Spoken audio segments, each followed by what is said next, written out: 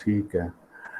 तो ये जो एग्ज़ाम हुए हैं ये मैं थोड़े दिनों के बाद, क्योंकि वो फाइनल ईयर वालों का ज़्यादा ज़रूरी था ना, तो तुम लोगों का मैं धीरे धीरे शुरू किया है, थोड़े दिन लग जाएंगे। तो फिर मैं बताऊंगा आपको वो जो मिड टर्म एग्ज़ाम की जो वैल्यूएशन के बारे में। तो तब तक ये हमने बीजेटी का किया था, बाइपोलर जंक्शन ट्रांजिस्टर का। तो हमने small signal analysis using traditional circuits as well as the modelling techniques.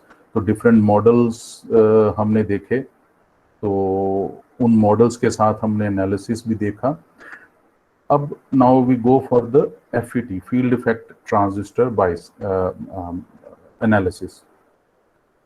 तो फील्ड इफेक्ट ट्रांजिस्टर एनालिसिस के जो बेसिक्स हैं वो मैंने पिछले लेक्चर में रिकॉर्ड करके अपलोड कर दिया है। किसी को कोई डाउट, अगर ये जब हम अभी ये बाइसिंग सर्किट्स करेंगे, इसमें अगर किसी को कोई क्वेश्चन हुआ तो पूछ लेना मेरे को अभी। और बाकी अगर थोड़ा सा ओवरव्यू लेना है तो आप वो लेक्चर देख लेना। तो हालांकि बेसिक्स उसमें सिर्फ बेसिक्स ही बताए हैं, एक क्विक ओवरव्यू है। तो फिर भी अभी अब जब हम ये बाइसिंग सर्किट्स करेंगे तो उसमें अगर कुछ क्वेश्चन हुआ, डाउट हुआ, तो अभी पूछ लेना। तो उसमें फिर क्लियर कर लूँगा मैं कुछ जो भी आपके डाउट्स और बेसिक्स होंगे। तो अब मेन चीज़ ये है कि जब हम बीजेटी का तो हमने देख लिया, बाइसिंग टेक्निक्स देख ली, वो बाइसिंग क्यों करते हैं। तो क्यूसेंट पॉइंट, ऑपरेटिंग पॉइंट को मैनेज करने के लिए, तो वो फिर जब हमने पता है कि ठीक है क्यू पॉइंट को मैनेज करना है तो बाइसिंग ज़रूरी है, तो बाइसिंग के डिफरेंट टेक्निक्स हैं। तो वो डिफरेंट टेक्निक्स के बेसिस पे फिर हमने ये देखा कि ये अगर हम इसको थोड़ा सा सिंप्लीफाई कर दें, तो हमने उसको फिर क्या किया कि मॉडल यूज़ किया। तो मॉडल क्या है कि वो सिंप्लीफाई करता है ट्रांजिस्टर सर्किट को। तो हमने डिफरेंट टाइप्स ऑफ मॉडल्स किए, r e model, r pi model, hybrid model, approximate hybrid h model, और फुल कंप्लीट हाइब्रिड मॉडल। तो ये सारे किए, और हर मॉडल का एनालिसिस थोड़ा सा अलग अलग है, लेकिन फाइनल आउटपुट वही है। तो अब हम ये देख रहे हैं कि अब अगर बीजेटी की जगह सर्किट में हमारे पास कोई भी एम्पलीफायर सर्किट है, कोई भी सर्किट है, बीजेटी की जगह अब हमारे पास एफईटी है। तो एफईटी के एडवांटेजेस मैंने वो बताए हैं कल वाले लेक्चर में। तो उसमें ये है कि एफईटी का जो जो इंटीग्रेटेड सर्किट्स हैं, जो जो चिप्स आजकल मोबाइल फ़ोन में, लैपटॉप में और हर किसी डिवाइस में आ रहे हैं, लैपटॉप हो चाहे आईपैड, आईपॉड, जो भी चीज़ें हैं, कैमरा वगैरह, उसमें अब सिलिकॉन चिप्स आती हैं, इंटीग्रेटेड सर्किट चिप्स। तो वो क्या होता है कि different circuits are integrated together on a single silicon layer. एक सिलिकॉन के ऊपर अलग अलग सर्किट्स इकट्ठे इंटीग्रेट किए जाते हैं। तो उसके लिए हमें क्या चाहिए, स्पेसिंग बहुत कम चाहिए, क्योंकि वो इस तरह से इसलिए इंटीग्रेट करते हैं कि स्पेस कम कवर हो। तो उसके और भी एडवांटेजेस हैं इंटीग्रेटेड सर्किट के, लेकिन अभी के लिए मैं यही बता रहा हूँ कि स्पेस कम चाहिए। तो जो इतना बड़ा पीसीबी है या सर्किट है, उसको हम छोटा सा बना के तो एक इंटीग्रेटेड सर्किट पे कर लेते हैं। अब उसमें एक चीज है कि या तो बीजेटी यूज कर लें चाहे एफईटी यूज कर लें। बीजेटी यूज करेंगे तो वो स्पेस उसका ज्यादा, उसको चाहिए स्पेस बड़ा चाहिए, तो इसलिए वो इंटीग्रेटेड सर्किट में ज्यादा यूजफुल नहीं है। बट कुछ ऐसी एप्लीकेशंस हैं जिसमें बीजेटी का होना बहुत जरूरी है, तो वहां पर हम बीजेटी लगाएंगे। अगर कोई करंट गेन बहुत ज़्यादा चाहिए, एम्पलीफिकेशन बहुत ज़्यादा चाहिए, तो वहां पर फिर बीजेटी हम लगाएंगे। लेकिन नॉर्मली जो है एफईटी, और आज के टाइम पे एफईटी के एम्पलीफिकेशन फैक्टर भी काफ़ी बढ़ गए हैं, रिसर्च चलती रहती है। लेकिन अभी उस डिटेल में नहीं जाएंगे, मैं बाद में एक लेक्चर लूँगा जिसमें एक थोड़ा सा ये पहले कवर हो जाए बेसिक्स। उस बेसिक्स को पूरा कवर करने के बाद फिर मैं रियल वर्ल्ड एप्लीकेशंस की कुछ एग्जांपल बताऊंगा आपको, तो उसमें कुछ और चीज़ें आपको कुछ और पैरामीटर्स हैं, नॉट ओनली साइज और जो साइज और कॉस्ट है, बट अदर पैरामीटर्स ऑल्सो। तो वो पैरामीटर्स फिर डिपेंड करते हैं बीजेटी यूज करना है या एफईटी यूज करना है। तो एफईटी अभी बेसिक ओवरव्यू यही है कि एफईटी का ये एक मेन एडवांटेज है कि it covers a very small size, बड़े छोटे साइज में ये बन जाता है, और इसीलिए फिर इंटीग्रेटेड सर्किट में इसको यूज किया जाता है कि it covers very small space. तो इसलिए जितना इसको इंटीग्रेट करते जाएंगे तो एक स्मॉल एरिया में एक चिप बन जाएगी। 1000, 10,000, 1 million ट्रांजिस्टर्स एफईटीज एक ही चिप में इंटीग्रेट हो जाएंगे। For BJT it is difficult because वो स्पेस काफी चाहिए। तो लेकिन अब वो तो हो गई बात कि भाई रियल वर्ल्ड में यूज होता है, लेकिन अब हम अगर इसको सर्किट एनालिसिस के हिसाब से देखें तो बीजेटी बाइसिंग हम जानते हैं क्यों की थी, 2 पॉइंट को मैनेज करने के लिए, ऑपरेटिंग पॉइंट को। तो यहाँ भी फिर ऑपरेटिंग पॉइंट को मैनेज करना है, तो इसलिए बाइसिंग यहाँ भी जरूरी है। लेकिन अब मेन चीज ये है कि एफईटी बाइसिंग और BJT biasing, the concept is same, concept same रहेगा। यहाँ भी मॉडल वही होगा, आरपाई मॉडल, हाइब्रिड मॉडल सेम रहेंगे, लेकिन पैरामीटर्स फर्क हो जाएंगे। तो वो पैरामीटर्स जैसे उसमें बेस करंट है, इसमें गेट करंट हो जाएगा। उसमें वीबीई है बेस और एमीटर की, अगर कॉमन एमीटर की बात करें तो वीबीई है voltage across base and emitter, इधर आ जाएगी voltage across gate and source. तो इस तरह से ये जो नॉमेनक्लेचर है और उसकी जो वेरिएबल्स हैं वो फर्क पड़ जाएगा, बट कॉन्सेप्ट इज सेम। तो वो भी 3 टर्मिनल डिवाइस है, ये भी 3 टर्मिनल डिवाइस है। बस एक फर्क क्या है मैं अभी याद करवा दूं कि that is current control, BJT controlled by the base current. ये है voltage control, controlled by the VGS, means voltage across gate and source.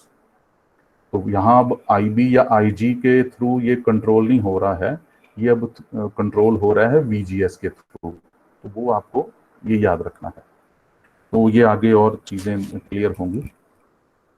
सो वही चीज वोल्टेज डिवाइडर बायस, और भी अलग अलग टेक्निक्स हैं हम जानते हैं, फिक्स्ड बायस है। तो ये सारे जो डिफरेंट डिफरेंट टेक्निक्स हैं जो वहाँ एप्लीकेबल थी बीजेटी में, सेम यहाँ पर भी वही टेक्निक्स एप्लीकेबल हैं। But voltage divider again one of the most popular biasing technique, तो इसलिए मैंने वही वाली एग्जांपल ली है। बाकी जो वेव बाइसिंग टेक्निक्स हैं वो जो बीजेटी में हमने यूज की थी, पूरा मैंने समझाया था, सेम वही, सेम स्टेप्स वही हैं। इसमें वोल्टेज डिवाइडर में भी एग्जैक्टली सेम स्टेप्स हैं जो स्टेप्स बीजेटी में हमने किए थे, पहला स्टेप फिर दूसरा फिर तीसरा। तो वही स्टेप्स अभी फिर मैं एक बार इसमें गो थ्रू करूंगा, बट कोई फर्क नहीं है। तो अब हमने वही, अगर मैं थोड़ा सा इसको फिर रिवाइज करूं कि बीजेटी में जब हम वोल्टेज डिवाइडर बाइस सर्किट बनाते थे या बाइसिंग टेक्निक अप्लाई करते थे, तो उसमें यही था कि ये एक हमारे पास ट्रांजिस्टर है, उस टाइम पे बीजेटी था, shown in the blue circle over here, blue circle में जो है वो बीजेटी था, अब एफईटी है। और ये एफईटी का एक टर्मिनल ड्रेन है, that is connected through this resistance RD, उसमें था आरसी कलेक्टर रेजिस्टेंस, इसमें है drain resistance. Connected to VDD, उसमें था VCC, VCC is the supply voltage. यहाँ वीडीडी को supply voltage, sorry supply voltage को वीडीडी बोलते हैं इसमें। That is the drain of the FET is connected at the higher potential which is VDD. चाहे इसको 5 वोल्ट्स रख लो, चाहे कोई भी वैल्यू रख लो, 1 वोल्ट, 2 वोल्ट, 5 वोल्ट, जो भी है। जैसे पहले के इंटीग्रेटेड सर्किट्स में 5 वोल्ट सप्लाई या 3.3 वोल्ट सप्लाई होती थी। आज के टाइम पे वो 5 वोल्ट भी आप यूज कर सकते हैं, पुराने जो टेक्नोलॉजी है, और थोड़ी सी और नई टेक्नोलॉजी 3.3 भी है, और अब की लेटेस्ट टेक्नोलॉजी जो है वो तो 1 से भी नीचे है, 0.8, 0.7 volt. So VDD can be, let's say हम वीडीडी को मान के चलते हैं 1 volt. So for integrated circuits let's say VDD is 1 volts. तो ज़्यादा आज के टाइम पे 5 वोल्ट्स ज़्यादा यूज़ नहीं होती है, वो पुरानी टेक्नोलॉजीज में थी। तो नाउ तो ये आरसी की जगह आरडी हमने कनेक्ट कर दिया, कॉन्सेप्ट इज सेम। अब नीचे क्या है, source, instead of emitter now we have a source which emits electrons और which is a source of electrons. तो अब that is connected through this resistance called RS, the source resistance, to the ground. नीचे grounded है. Now this gate, instead of base of a BJT, we have a gate of a FET. Now this gate is connected to this voltage divider circuit. ठीक है ना, voltage divider उसमें भी था R1 और R2, तो यहाँ पर भी voltage divider. So this voltage divider having resistance R1 and R2 is just used over here only for biasing. क्योंकि Q पॉइंट को मैनेज करने के लिए हमें बाइस चाहिए था, तो वो बाइस करने के लिए हमने R1 और R2 कनेक्ट कर दिया, जैसे हमने बीजेटी में किया था। तो अब इसको जब एनालाइज करेंगे इसी वोल्टेज डिवाइडर बाइसिंग सर्किट को, सो नाउ वहां पर हमने आउटपुट जो वी आउट थी वो कनेक्ट की थी कलेक्टर पे, यहाँ पर हम कनेक्ट करेंगे drain. So drain will be used as the output. तो यहाँ पर हम कनेक्ट कर सकते हैं स्पीकर, वहां स्पीकर हमने कलेक्टर टर्मिनल पे कनेक्ट किया था, यहाँ पर हम ड्रेन में करेंगे। तो at the input again instead of base we have gate, तो यहाँ पर VI जो है that can be connected to the microphone. तो सेम वही चीज, अब एनालिसिस कैसे करते थे हम, पहला स्टेप हम यही करते थे कि जैसे because this is a voltage divider circuit, तो हमने वोल्टेज डिवाइडर का रूल अप्लाई करते थे सबसे पहले। तो वोल्टेज डिवाइडर का रूल तो वैसे बाय डिफॉल्ट करना ही है, तो हम थेवेनिन्स थ्योरम भी लगाते थे उसमें, तो सेम यहाँ पर भी वही एप्लीकेबल है, लेकिन मैं आपको बस स्टेप्स बताऊंगा इसमें। So the gate source junction is reverse biased. इसमें गेट सोर्स जंक्शन जो है रिवर्स बाइस, जो कि मैंने बताया था पहले कि गेट सोर्स जंक्शन को रिवर्स बाइस इसलिए करते हैं क्योंकि so that we have a reverse biased in the FET, और अगर हम FET पे रिवर्स बाइस करेंगे तो हमारे पास डिप्लीशन लेयर जो है वो इंक्रीज होगी, और जैसे जैसे डिप्लीशन लेयर इंक्रीज होगी, रिवर्स बाइसिंग में तो डिप्लीशन लेयर और डिप्लीशन विड्थ जो है वो इंक्रीज होती है, तो वो डिप्लीशन विड्थ इंक्रीज होती जाएगी, तो हमारे पास एक टाइम आएगा कि इतनी इंक्रीज हो जाएगी वो पिंच ऑफ स्टेट कहलाएगी। और पिंच ऑफ स्टेट क्या है कि ट्रांजिस्टर सैचुरेशन में चला जाएगा, और ट्रांजिस्टर जब सैचुरेशन में चला जाएगा तो ड्रेन करंट मैक्सिमम हो जाएगा, उसके ऊपर नहीं जाएगा। तो that point at which the drain current goes to saturation is called pinch off voltage, जो मैंने पिछले लेक्चर में बताया। तो इसलिए हमें गेट सोर्स को रिवर्स बाइस करना पड़ेगा, जो कि हम पिंच ऑफ स्टेट तक पहुंच सकें। अगर फॉरवर्ड बाय रिवर्स बाइस नहीं करते हैं, फॉरवर्ड बाइस रखते हैं, means VGS is forward bias, then we will not be able to increase the depletion width और डिप्लीशन लेयर, और डिप्लीशन लेयर इंक्रीज नहीं होगी तो पिंच ऑफ नहीं होगी, पिंच ऑफ नहीं होगी तो सैचुरेशन में ट्रांजिस्टर नहीं पहुंचेगा। So the whole concept of FET as a transistor will not work. तो इसलिए VGS is reverse biased just to reach the state of saturation and pinch of voltage। तो ये हो गया। उसकी वजह से जब ये रिवर्स बाइस है तो गेट करंट जीरो ही होगा, because gate is reverse biased. तो गेट रिवर्स बाइस्ड है तो गेट करंट हमेशा जीरो होगा। so now gate current is always zero, so that's why this gate current does not have any control of the FET, क्योंकि हमेशा zero रहेगा तो कोई कंट्रोल ही नहीं है इसके ऊपर।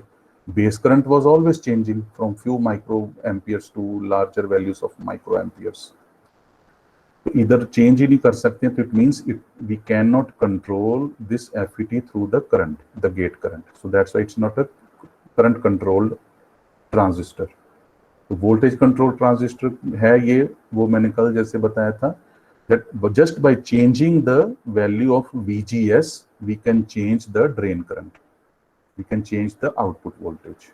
स्पीकर की वैल्यू हाई करनी है, लो करनी है, वो सिर्फ इसी से होगी, VGS कंट्रोल। VGS की वैल्यू चेंज करते जाएंगे, V आउट चेंज होती जाएगी, तो इसलिए that is voltage controlled device. तो ये वोल्टेज रूल लगा दिया हमने, वोल्टेज डिवाइडर रूल, तो ये लग गया हमारे पास। The supply is the VDD is divided among these two resistances R1 and R2, and that is called the gate voltage, the node voltage over here. So that is the VG voltage over here, जो कि हम BJT में भी यही करते थे same. अब ये तो हमने VG node voltage find out कर ली just by using the voltage divider rule. Next step है applying KVL at the gate source circuit. और गेट सोर्स सर्किट क्या है? Input circuit. तो उसमें भी हम यही नेक्स्ट स्टेप होता था, to apply KVL at the input circuit. तो इनपुट सर्किट पे KVL लगाया, ये इक्वेशन मिल गई हमें, ये वाली इक्वेशन मिली हमें।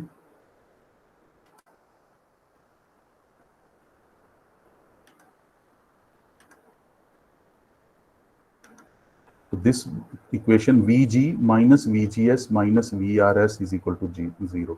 VG minus VGS minus VRS, because R1 और R2 तो अब वैनिश हो गए क्योंकि हमने वोल्टेज डिवाइडर रूल लगा लिया, तो यहाँ पर RS रिमेन्स। सो ये KVL यहाँ लगाया, तो यहाँ पर अब VGS की वैल्यू हमने फाइंड आउट कर ली just by rearranging this equation, that is VG minus VRS। तो VRS क्या है? ID, the ID current, the drain current multiply by the resistance RS। तो इसको हम बस रीअरेंज कर रहे हैं। तो ID की वैल्यू है मान लो 0 amperes, because in the input circuit we do not have a output current ID। Output current ID होगा वो आउटपुट सर्किट पे ही रिसीव होगा, स्पीकर पे। इनपुट पे वो उसका इफेक्ट नहीं दिखेगा। तो वो जो है so this is 0 input circuit का अगर हम सिर्फ कंसीडर अगर करते हैं।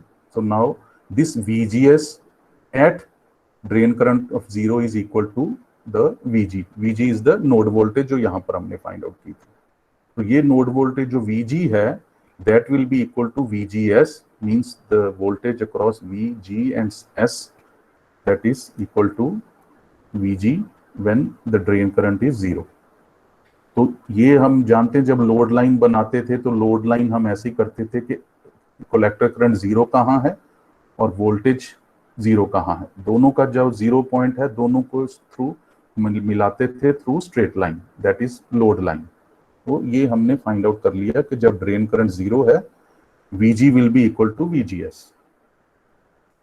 तो फिर वो इसको पुट किया यहाँ पर, ये हमारे पास ID की वैल्यू आ गई।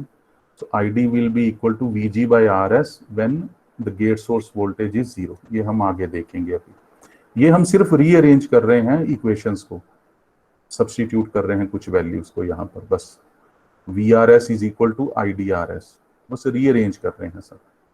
But the main thing is again the same. सबसे पहले वोल्टेज डिवाइडर रूल लगाया, फिर KVL लगाया। KVL लगाने के बाद हमने सिंप्लीफाई की इक्वेशंस, और सिंप्लीफाई करने के बाद हमारे पास एक VGS की वैल्यू आई which will be equal to VG, और दूसरी आई ID, the drain current, gate voltage and drain current. तो हम जानते हैं कि ये है इनपुट वोल्टेज VGS और ये है आउटपुट करंट ID। इन दोनों का रिलेशन अगर प्लॉट करेंगे तो क्या मिलेगा हमें? Transfer characteristics. वो हम ट्रांसफर कैरेक्टरिस्टिक्स जैसे BJT में यूज किया था इसमें भी करेंगे। तो now applying KVL at the output equation, step 4 है applying KVL at the output circuit, वही जो हम उसमें करते थे BJT में। First voltage divider, then KVL at input, KVL at output, बस सेम वही। तो जब KVL लगाई तो इक्वेशन आप बना सकते हो आराम से, आउटपुट सर्किट की इक्वेशन KVL का लगा दिया, लूप एट द आउटपुट, तो वो ये वाली इक्वेशन आ गई, VDS is equal to VDD। So VDS is this one, the voltage across the drain terminal and the source terminal. उसमें क्या था? VCE थी, the voltage across collector and emitter terminal, so that is equal to VCE। तो VDS is equal to VDD, उसमें था VCE is equal to VCC minus IC RC plus RE। Exactly same है, कुछ नहीं फर्क है, वही इक्वेशन है। तो RC की जगह RD आ गया है, RE की जगह RS आ गया है, और दिस आउटपुट करंट आईसी की जगह अब आईडी आ गया, सेम वही इक्वेशन, तो बस उसको रीअरेंज करके हमने ये वैल्यू फाइंड आउट की, सेम वही स्टेप्स जो हमने बीजेटी में किए थे। तो ये हमारे पास अलग अलग इक्वेशंस आ गई just by rearranging different KVL equations and substituting the parameters.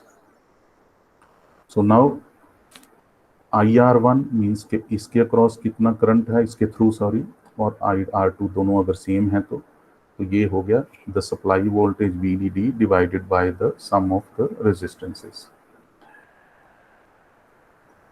तो सेम वही चीज है, बस यूज करना है उसी केवीएल इक्वेशन को। इसको जल्दी से गो थ्रू करता हूं। ये एक सर्किट है हमारे पास, ये वाला। सो इसमें साफ दिख रहा है कि एक FET है और वो बाइस किया गया है, बिकॉज हमने ये देखा दो रेजिस्टेंसेस हैं, it means that FET has been biased already using the voltage divider biasing technique. यहां से हम देख सकते हैं ये दो सर्किट्स, दो resistances. Now this is the drain resistance, this is the source resistance. BJT में क्या था, कलेक्टर रेजिस्टेंस होता था और एमिटर रेजिस्टेंस होता था। ये बाईपास कैपेसिटर होता था एमिटर पे, यहाँ पर सोर्स पे है, और ये कपलिंग कैपेसिटर होता था जो इसमें अब कलेक्टर पे है।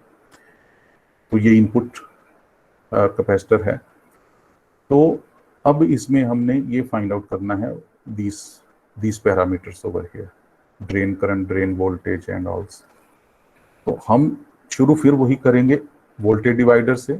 वोल्टेज डिवाइडर से हमने VG की वैल्यू फाइंड आउट की, VDD मालूम है हमें, all these values are known, और ये R1 और R2 की वैल्यू नोन है। तो हमने क्या किया, VDD है यहाँ पर 16 वोल्ट्स, तो this is 16 volts over here.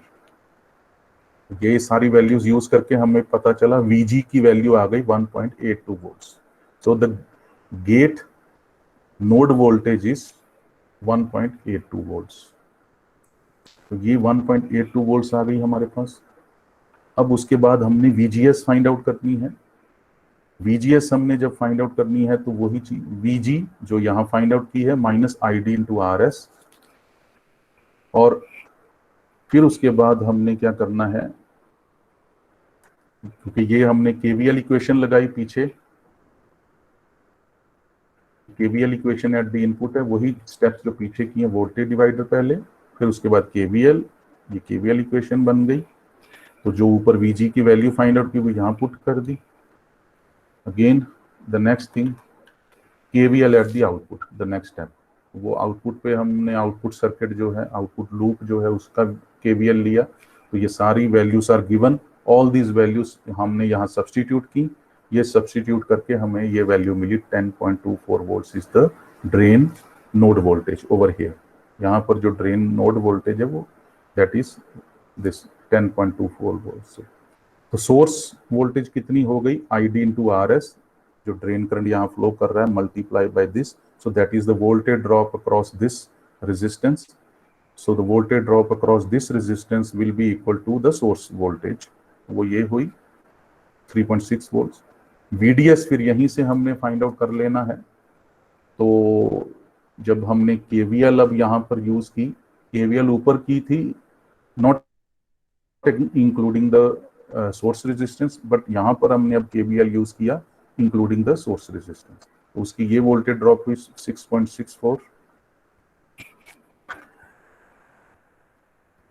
Now VDS की वैल्यू और VD की वैल्यू हमने फाइंड आउट की है 10.2, VS की value this, now this is VDS। VDS दोनों तरीके से हमने निकाल लिया, ये तरीका भी पॉसिबल है, ये इक्वेशन भी और ये वाली equation. The node voltage at drain and the node voltage at source, the difference between these two potentials will give us the potential difference across drain and source। ठीक है, अब हमने क्या करना है, VDG की वैल्यू फाइंड आउट करनी है, means what is the voltage drop और potential difference across drain and gate. Drain और गेट के बीच में क्या डिफरेंस है, वोल्ट पोटेंशियल डिफरेंस। तो that is VD minus VG। VD की वैल्यू हमें मालूम है, VG की वैल्यू भी मालूम है, यहां से फाइंड आउट की है। तो now we have this value. Now load line अगर फाइंड आउट करनी है तो लोड लाइन फाइंड आउट करने के लिए हमें क्या चाहिए, एक आईडी की वैल्यू 0, तभी हम कनेक्ट करेंगे। जब करंट 0 है एक वो पॉइंट लेना है, जब वोल्टेज 0 है वो पॉइंट लेना है। दोनों पॉइंट जब हम लेंगे तो वहां पर हम देखेंगे कि जब ड्रेन करंट 0 है तो वोल्टेज कितनी है, दैट विल बी, ये ऊपर की इक्वेशन में जब हम पुट करेंगे that will be equal to 1.2 volts, वो ये वाली इक्वेशन आ गई। So if we put ID equal to 0 in this equation, we get VGS is equal to, because VGS is the input circuit at the input. So we get the input KVL equation over here. Substitute ID equal to 0 in input circuit, we get VGS. And when we put VGS equal to 0 in this circuit, we get ID equal to this one. ये हमारे पास values आ गई। अब हमने यहाँ इसको draw कर देना है। तो now we can draw this, वही सेम चीज वो लोड लाइन ड्रॉ करते थे, तो बस ये इनपुट सर्किट में हमने ये ड्रॉ किया। ये पॉइंट कौन सा है, जहां ID 0 है। तो ID 0 कब था, VGS इक्वल टू 1.282 वोल्ट्स, तो ये 1.82 वोल्ट्स आ गया। तो दूसरा क्या है, 1.82 वोल्ट्स यहां पर भी है ऑन द नेगेटिव साइड, ये वाला VGS 1.82 वोल्ट्स। जब -1.82 वोल्ट्स है तो ऊपर प्रोजेक्ट करेंगे तो कितना वैल्यू आ गया करंट का, दैट इज 2.4 मिली एम्पियर्स। सो एक ये पॉइंट आ गया और एक ये पॉइंट, और फिर यहाँ पर जब यहाँ क्रॉस होगा ये वाला ग्राफ, तो वो हमारे पास Q पॉइंट आ गया, जैसे उसमें हम करते थे। जो ग्राफ जहां पर वो इंटरसेक्ट करेगा लोड लाइन को, वो हमारा Q पॉइंट हुआ। So now the Q point of this particular voltage divider biasing circuit is this point, Q point. Voltage is -1.8 and current is 2.4 milliamperes. तो इससे हमें साफ अंदाजा है कि ये एग्जैक्टली सेम है जो हम बीजेटी में करते, उसमें भी यही स्टेप्स फॉलो करते थे, बस इक्वेशंस भी यही थी, KVL KCL इक्वेशंस, वोल्टेज, सारी इक्वेशंस वही थी, बस वेरिएबल्स का नाम अलग अलग है और कुछ नहीं है, बस वही है। तो ये इसलिए मैंने थोड़ा सा करवा दिया जल्दी कि आपको लगे ही ना कि कोई फर्क है। जिन्होंने अच्छी तरह से बीजेटी की प्रैक्टिस कर ली है उनके लिए तो ये 1 मिनट में समझ आ जाएगा। जिन्होंने पूरी तरह से प्रैक्टिस नहीं की है बीजेटी की, तो उनको थोड़ा सा एक बार बीजेटी को भी देख लेना चाहिए, और एक बार यही, उसमें भी हमने वोल्टेज डिवाइडर बाइसिंग का ये बाइसिंग सर्किट जो है उसका ऐसे न्यूमेरिकल एनालाइज किया था। तो आप उस उधर भी इक्वेशंस कर्व में थर्मल वोल्टेज क्या है, इस कर्व में थर्मल वोल्टेज क्या है, थर्मल वोल्टेज कहाँ है? Yes sir. नहीं, कौन सी, देखो थर्मल वोल्टेज जब ये हम सर्किट एनालाइज करते हैं ना, उसमें थर्मल वोल्टेज नहीं फिर यूज होती। Thermal voltage is used at the lower level. Lower level क्या है, जब हम डिवाइस लेवल पे बात करते हैं, या फिर डिवाइस लेवल पे बात की है तो हमें कुछ वैल्यूज दी गई हैं, हमें कुछ वैल्यू जैसे स्टेबलाइजेशन है, अगर कुछ वैल्यूज ऐसी दी गई हैं और हमें कैलकुलेट करना है, तब हमें थर्मल वोल्टेज की जरूरत पड़ेगी।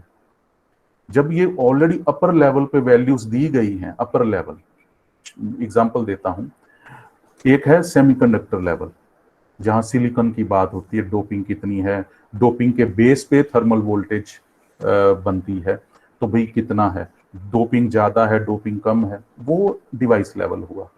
तो फिर वो थर्मल वोल्टेज सिलिकॉन की कितनी है, जर्मेनियम की कितनी है, डोपिंग लेवल से क्या क्या वेरिएशन है। तो अगर हम उससे भी ऊपर आ जाए तो फिर हम सिर्फ ये बात करते हैं करंट कितना है, वोल्टेज कितनी है, रेजिस्टेंस कितना है, डायनामिक रेजिस्टेंस कितना है। उसके भी ऊपर चले जाएं अगर हम, उसके भी ऊपर, तो फिर हम सिर्फ ओम्स लॉ और ये KVL KCL की बात करते हैं। तो लेवल्स ऊपर ऊपर जाते हैं, तो यहाँ पर उस लेवल पे कोई ऐसा पॉइंट दिया नहीं गया है। अगर हमें कैलकुलेट करना है तो then we have to use Shockley equations. तो वो शॉकले इक्वेशंस यूज करके, एक्सपोनेंशियल और ये सब यूज करके हमें रिवर्स सैचुरेशन करंट की वैल्यू भी फाइंड आउट करनी है, और वो जो थर्मल वोल्टेज है वो भी क्वेश्चंस हम न्यूमेरिकल्स करेंगे, क्योंकि बीजीटी में हमने किए थे, लेकिन यस सर। डिफरेंट लेवल्स हैं। तो जैसे वायर है, कॉपर की है, तो कॉपर लेवल पे भी हम देखते हैं कि कैलकुलेशंस करते हैं कि टेम्परेचर वेरी हुआ तो रेजिस्टेंस कितना कॉपर की वायर का होगा, रेजिस्टिविटी कितनी चेंज होगी। लेकिन जब हम इलेक्ट्रिकल इंजीनियरिंग के ऊपर के लेवल में आते हैं तो वहां फिर हम सिर्फ करंट और वोल्टेज और रेजिस्टेंस की ही बात करते हैं, नीचे लेवल पे नहीं फिर करते हैं। लेकिन इट डजंट मीन कि वो नहीं काम कर, वो जब तक जब जब ये ट्रांजिस्टर बनता है ना, ये एफईटी जब ये मैन्युफैक्चर होता है, उसमें यस सर। इतने सारे पैरामीटर्स हैं कि एकेडमिक्स में कभी पढ़ाए भी नहीं जाते। 4 इयर्स, ओके 8 सर। सेमेस्टर्स हैं, 8 सेमेस्टर्स में वो कभी भी नहीं पढ़ाए जाते। इतने इतने पैरामीटर्स होते हैं उसमें, एक एक पैरामीटर को अच्छी तरह से चेक किया जाता है। लेकिन बन के जब ट्रांजिस्टर निकलता है मार्केट में, किसी को कोई लेना देना नहीं, सबको इतना मालूम है ड्रेन करंट क्या है, वोल्टेज, ड्रेन वोल्टेज कितनी है, सोर्स वोल्टेज कितनी, बस इतना ही चाहिए।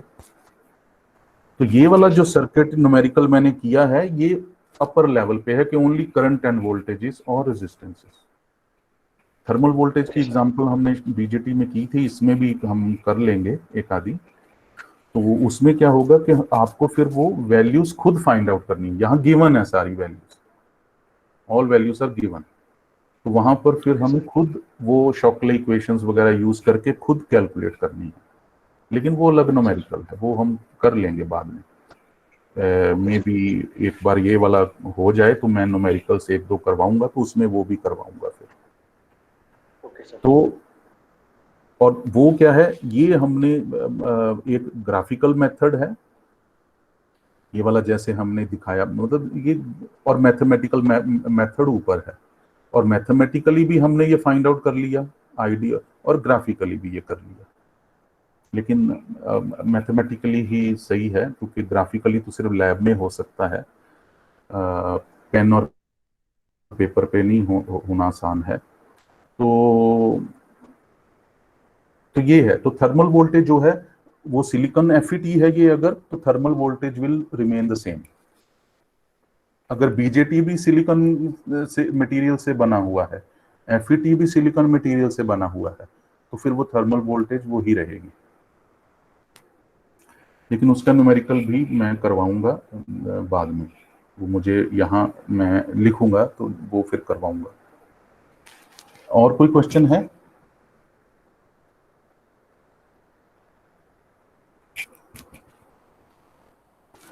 और ये आप ध्यान रखना, थर्मल वोल्टेज डिपेंड करती है कि डिवाइस का मटेरियल के ऊपर डिपेंड करती है, सेमीकंडक्टर मटेरियल पे डिपेंड करती है, सेमीकंडक्टर कंडीशंस पे डिपेंड करती है।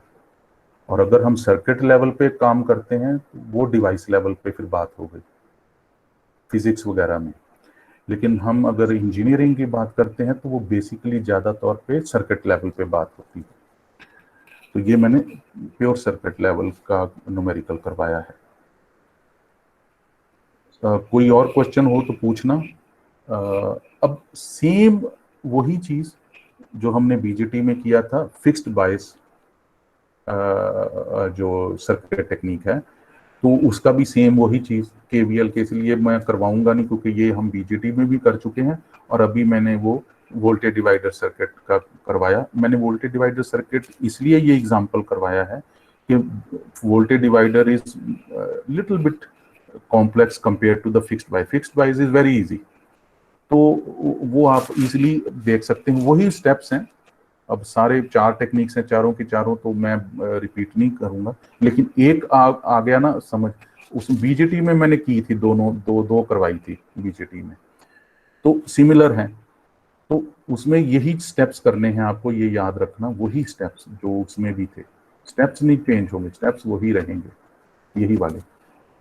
गेट सोर्स जंक्शन की पहले समझ है, गेट करंट फिर जीरो ही होगा, वो जीरो ही रहना है, क्योंकि एफईटी की प्रॉपर्टी ये है कि no gate current because of the reverse biasing of the gate and source.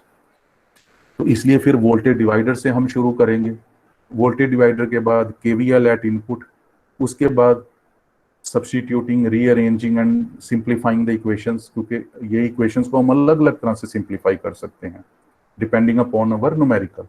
जो न्यूमेरिकल पूछा गया है उस हिसाब से इक्वेशन हम यूज करेंगे। अगर इक्वेशन ये यूज करनी तो सिर्फ ये यूज कर लेंगे, अगर उस और सिंप्लीफाई करना है वी कैन यूज ये वाले VRS की जगह IDRS लगा देंगे। तो अलग अलग न्यूमेरिकल के ऊपर अलग, लेकिन इक्वेशन सारी एप्लीकेबल है। नेक्स्ट स्टेप है applying KVL at the output circuit. बस यही है स्टेप्स, और इसमें भी वही स्टेप्स हैं।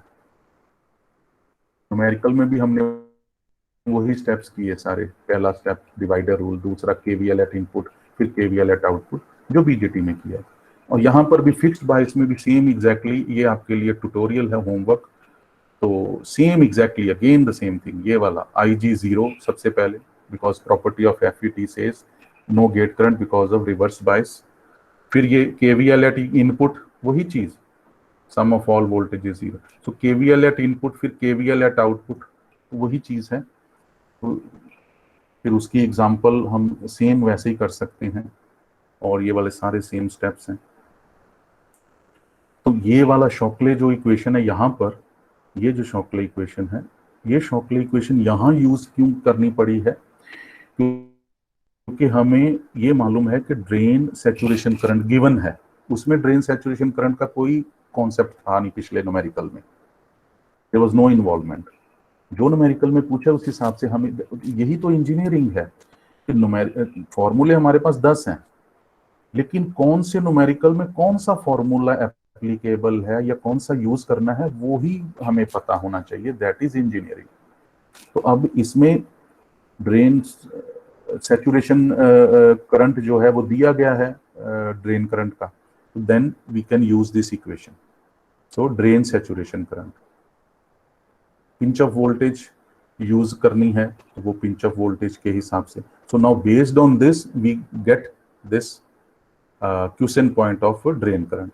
सो ड्रेन करंट का क्वेश्चन पॉइंट डायरेक्टली फिर यहां से निकल गया हमारे पास, अगर ये सैचुरेशन करंट हमें मालूम है तो दैट इज 5.625 मिली एम्पियर।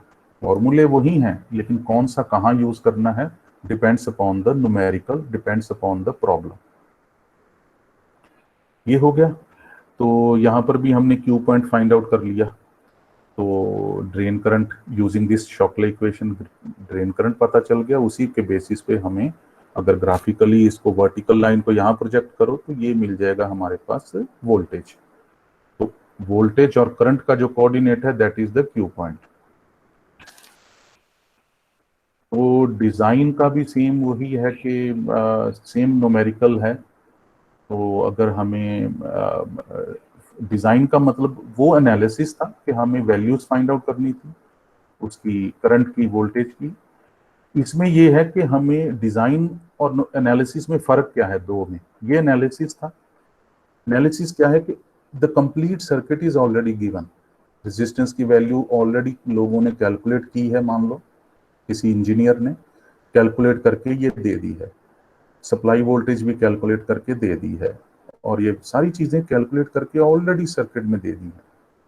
हमें बस ये कुछ पैरामीटर्स हैं जो फाइंड आउट करने हैं, जो इंटरनल पैरामीटर्स हैं कि गेट और सोर्स की वोल्टेज कितनी आ गई और ये ड्रेन की वोल्टेज कितनी आ गई। बाकी सारे जो चीजें हैं सब गिवन है, सारे रेजिस्टेंस, वोल्टेज सब गिवन है।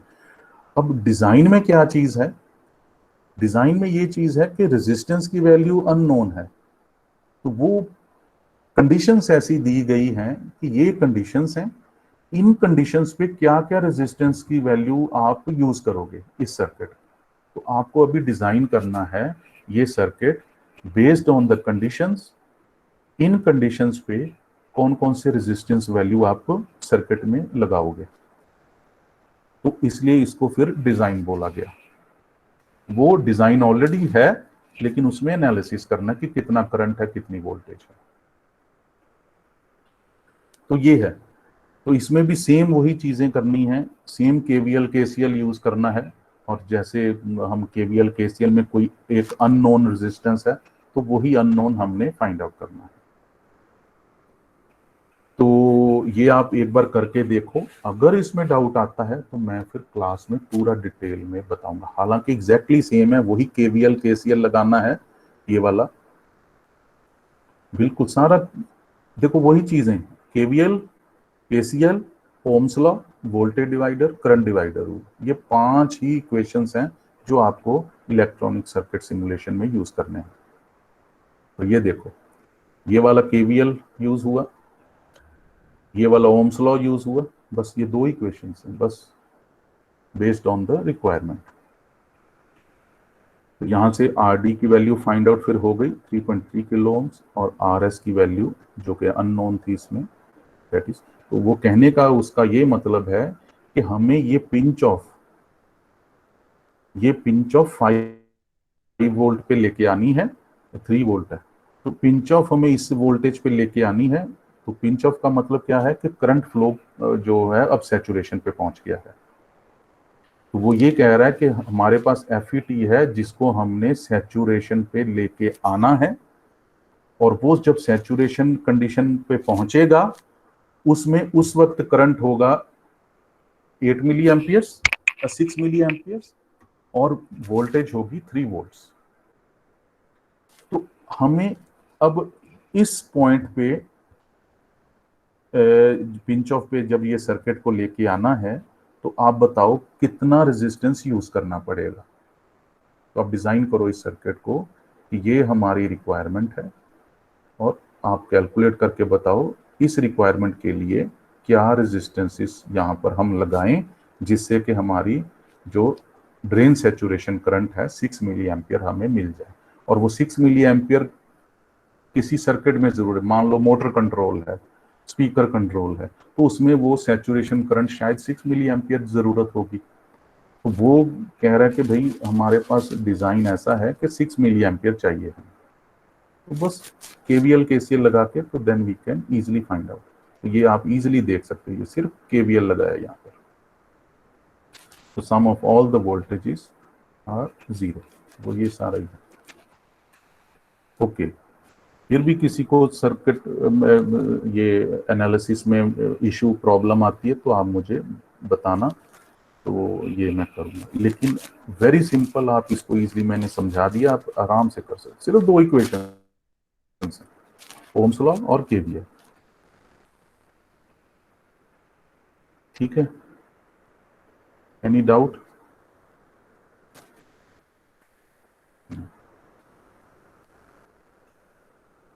स्मॉल सिग्नल मॉडल में बस एक खत्म करता हूँ यहाँ पर ही, एग्जैक्टली सेम है जो हमने बीजेटी में किया था। बीजेटी में ये हम जानते हैं कि ये इनपुट सर्किट था, इनपुट पोर्ट, और ये आउटपुट पोर्ट, और यहाँ इनपुट पोर्ट पे एक रेजिस्टेंस था, और आउटपुट पोर्ट पे एक करंट सोर्स था, और ये एक आउटपुट रेजिस्टेंस था। चलो आउटपुट रेजिस्टेंस को थोड़ी देर के लिए हम इग्नोर करते हैं, तो उसको हम कंसिडर भी कर सकते हैं, नहीं भी, लेकिन थोड़ी देर के लिए। लेकिन मेन चीज क्या थी? The input port, the resistance at the input port, and the current source at the output port. तो करंट सोर्स तो एग्जैक्टली सेम है। बीजेटी में क्या था? जीएम इंटू वीबीई, इसमें है जीएम इंटू वीजीएस। तो जीएम हमने कैसे फाइंड आउट करना है? VGS on x axis and ID on y axis. तो ये वाला ग्राफ हमने ड्रॉ किया था जब ट्रांसफर कैरेक्टरिस्टिक्स किए थे। तो ये ग्राफ नाउ इसका जब स्लोप लेते हैं इसी ग्राफ का, तो that slope is inverse of resistance, means delta ID divided by delta VD। तो delta ID divided by delta VD is the slope, which is equal to inverse of resistance, because current by voltage is inverse of resistance or conductance, we can say. So this is a conductance GM, but this is a transconductance, means it is having a relation between output current and input voltage. तो means कि एक parameter output का है और एक parameter input का है, input port का है, तो इसलिए इसको ट्रांसफर कंडक्टेंस बोला है, जो हमने बीजेटी में बोला था। That is called GM. तो जीएम हमने यहां से फाइंड आउट कर लिया। तो जीएम यहां से फाइंड आउट किया, तो multiply by VGS, we will have the current source over here. But यहां पर अब रेजिस्टेंस पे इनपुट पे क्या होगा? That is infinity. तो मैंने आपको पहले क्लास में इसमें एफईटी में पिछली में बताया था, आप वीडियो देखना, that FET is having actually the infinite input impedance, infinite input impedance क्यों बताया था? इनपुट इम्पिडेंस इज इनफाइनाइट, तो मीन्स कि रेजिस्टेंस इनफाइनाइट है। तो जब रेजिस्टेंस इनफाइनाइट होता है तो ओपन सर्किट होता है, इसलिए फिर ये ओपन सर्किट शो किया गया है, बिकॉज हम जानते हैं open circuit is having a infinite resistance ideally. तो इसलिए फिर इनपुट इम्पिडेंस इसका इनफाइनाइट हुआ। वो क्यों इनफाइनाइट है? Because gate, this is gate and this is source, gate and source both are gate and source is the reverse biased. Because of the reverse biasing of gate source contact we have a infinite input resistance. जैसे diode जब reverse bias करते हैं तो ideally उसका resistance infinite होता है, तो इसलिए फिर इसका जो रेजिस्टेंस है इनफाइनाइट है इनपुट पे। तो बस वो इनफाइनाइट हुआ। फिर आउटपुट रेजिस्टेंस क्या है? 1/this 1, ये रेजिस्टेंस तो है ही है, तो वो आर डी का जो ये रेजिस्टेंस है that will be the output resistance, वो हमें मिल गया है। तो आउटपुट रेजिस्टेंस जो है V D S divided by I D, वो तो हम इजिली फाइंड आउट कर सकते हैं। V D S the voltage divided by the I D current. I D current क्या है? Drain current. Drain current is equal to G M into V D S, V G S. तो मैंने अभी directly I D ही बोला है। So voltage across drain and source divided by this resistance will give us the RD value over here, output impedance. Simple, very simple, वही जो BJT में हम करते थे। बस ये सारे पैरामीटर्स वैसे ही हैं। आउटपुट इम्पिडेंस, अगर ये वाला एक रेजिस्टेंस हम आउटपुट पे लगाते हैं, रेजिस्टेंस आरडी ये वाला, जैसे स्पीकर पे हम लगाते थे, तो ये वाला रेजिस्टेंस फिर हमारा एक्सटर्नल हुआ। ये तो इंटरनल हुआ ना आरडी, जो ब्लू स्क्वायर में है, that is the internal part of FET. तो ये आउटपुट रेजिस्टेंस है आरडी पे जब हमने लगाया स्पीकर का करंट लिमिट करने के लिए, current limiter. So this RD is the current limiter. तो दोनों पैरेलल में हैं, दोनों पैरेलल में हुए तो आउटपुट इंपिडेंस हमारा ये हो गया। सेम एग्जैक्टली उसमें हमारा आउटपुट रेजिस्टेंस क्या आता था? अप्रोक्सीमेटली आरसी, इसमें अप्रोक्सीमेटली आरडी है। तो फिर ये वोल्टेज गेन और करंट गेन इसी से हमारा निकल जाता है। सेम एग्जैक्टली वही चीज।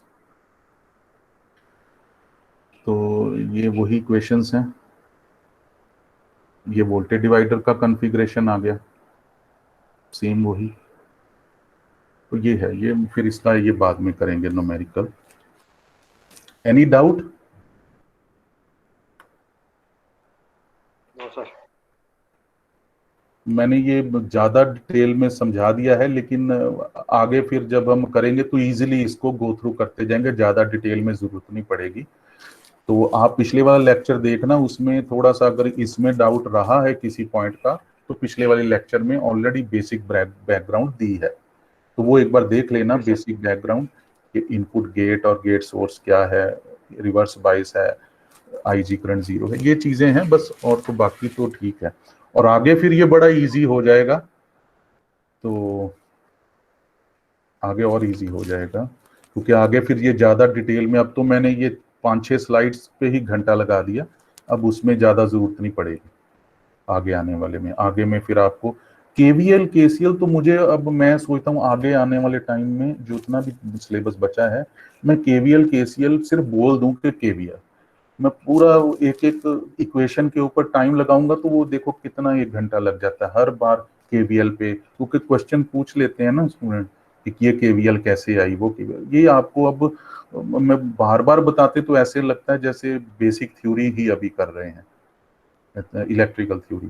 केवीएल बोल दिया तो आपको अंदाजा होना चाहिए कि केवीएल कैसे निकाली जाती है। इनपुट सर्किट बोल दिया, वो भी आपको अंदाजा अब हो जाना चाहिए कि इनपुट सर्किट क्या होता है। तो ये हम कॉमन सोर्स का किया सारा, तो कॉमन सोर्स में गेट और सोर्स इनपुट सर्किट हुआ, और ड्रेन और सोर्स आउटपुट सर्किट हुआ। कॉमन एमीटर में बेस और एमीटर कॉमन सर्किट होता था, और कलेक्टर और एमीटर आउटपुट सर्किट होता था। इसमें ड्रेन और सोर्स आउटपुट है और गेट और सोर्स इनपुट है। बस हर बार मतलब बस एक बार बोल दिया इनपुट सर्किट केवीएल, बस हो गया। तो वो टाइम बचेगा बार बार कहने की बजाय, ये फास्ट हो जाएगा। तो आगे से मैं फिर केवीएल ही बोलूंगा कि यहाँ केवीएल लगाया है, यहाँ ये किया है, तो it means you know about KVL, how to come up with KVL equation, कैसे KVL इक्वेशन लिखनी है, और इनपुट सर्किट का मतलब क्या है। कॉमन सोर्स है तो इनपुट में कौन कौन सा टर्मिनल होगा और आउटपुट पे कौन कौन सा टर्मिनल होगा। तो ये चीजें हैं, फिर ये फास्ट हो जाएगा। ठीक है, आगे फिर बस ऐसे मेन जो नए कॉन्सेप्ट्स हैं सिर्फ उस पे टाइम लगाना है, पुराने वालों पे टाइम नहीं अब लगाना। KVL, KCL, Ohm's law, voltage divider, अब इस पे टाइम नहीं लगाना। मेरे ख्याल से सभी एग्री करते होंगे। सो ओके, टुमारो इसको कंप्लीट करेंगे हम, और फिर वो दूसरे वाले एम्पलीफायर्स पे चलना है जो हाई वोल्टेज, जैसे कि ये इधर यूज होते हैं ना वाईफाई वगैरह में और ये सब, वो वहां पर अब देखना है कि वो वाले कैसे होते हैं। तो इसलिए उसमें फिर ये कॉन्सेप्ट के ऊपर टाइम नहीं लगाएंगे, अब नए वाले कॉन्सेप्ट्स पे लगाएंगे time. Okay, so till tomorrow. कोई क्वेश्चंस हुए तो पूछ लेना कल, क्योंकि अभी 1 बज गया, फिर आपको भी कोई और क्लास होगी। तो कल कोई डाउट हुआ तो पूछ लेना। Excuse me sir. ओके,